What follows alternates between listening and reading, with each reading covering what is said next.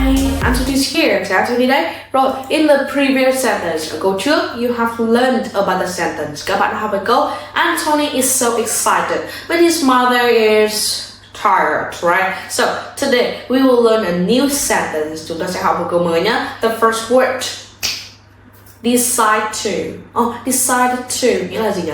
Quyết định, đúng không nhỉ? Follow me, làm cùng với thầy này. Decide to, okay?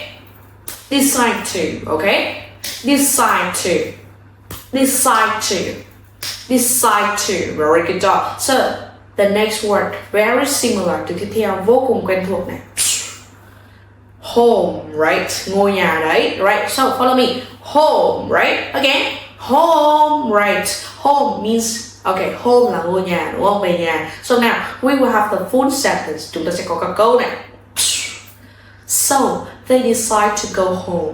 Vì vậy, họ quyết định đi về nhà. Chắc là như vậy là đủ rồi, nên là họ quyết định đi về ở đấy. So now, follow me, làm cùng với thân này. They là họ, okay? They decide to go home, right? Đi về nhà. Once again. So, they decide to go home, right? Once again. So, they decide to go home, right? Once again. So, they decide to go home, right? Very good job. So now we will come to the mini story. Chúng ta sẽ bắt đầu vào phần mini story này. So straight. Hold your hands. Are you ready? Yes. So they decide to go home.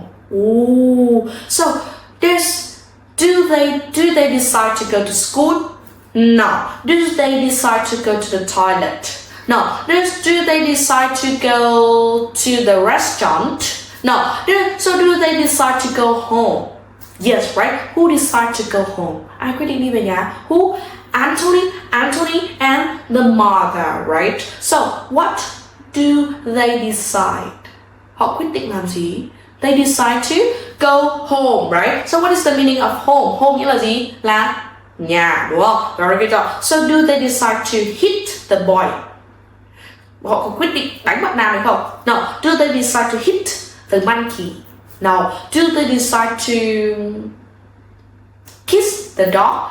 No. Do they decide to go home? Yes. Who decide to go home? Who? Anthony and the mother, right? So, what do they decide?